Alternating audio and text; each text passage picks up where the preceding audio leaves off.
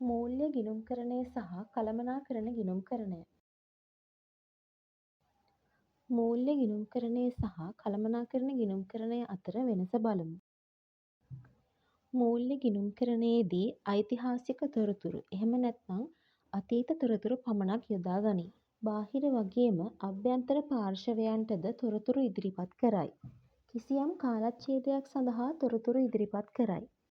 මූල්‍ය ගිණුම් ප්‍රකාශන හදනකොට ගිණුම් කරන සංකල්ප, නීති රීති, ඒ වගේම ගිණුම් කරන ප්‍රමිත අදාළ කර ගන්නවා.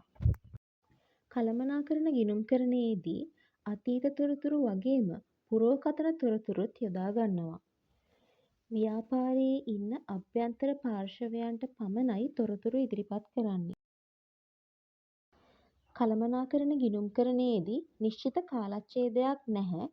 කළමනාකරණයට අවශ්‍ය වූ සෑම අවස්ථාවකම තොරතුරු ඉදිරිපත් කරනවා. කළමනාකරණ ගිණුම් ප්‍රකාශන හදනකොට ගිණුම් කරන සංකල්ප, නීති රීති, ගිණුම් කරන ප්‍රමිත වගේ කිසිවක් අදාළ වෙන්නේ නැහැ. අපි දැන් බලමු මූල්‍ය ගිණුම්කරණ ක්‍රියාවලිය. යෙදවුම්, ක්‍රියාවලිය සහ නිමැවුම්. යෙදවුම් විදිහට ගන්නේ ව්‍යාපාරයේ සිද්ධ වෙන ගනුදෙනු හා සිද්ධීන්.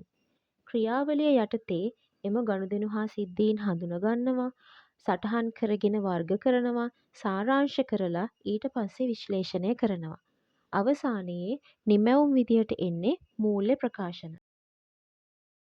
කළමනාකරණ ගිණුම්කරණ ක්‍රියාවලිය ගත්තොත් යෙදවුම්, ක්‍රියාවලිය සහ නිමැවුම්. යෙදවුම් යටතේ එන්නේ ව්‍යාපාරයේ තියෙන ඓතිහාසික තොරතුරු එහෙම නැත්නම් අතීත තොරතුරු, ඒ වගේම පුරෝකථනය කරපු තොරතුරු. ක්‍රියාවලිය තුළ සැලසුම් කරනවා, අයවැය සකසනවා සහ තොරතුරු පාලනයකින් යුක්තව යොදා ගන්නවා.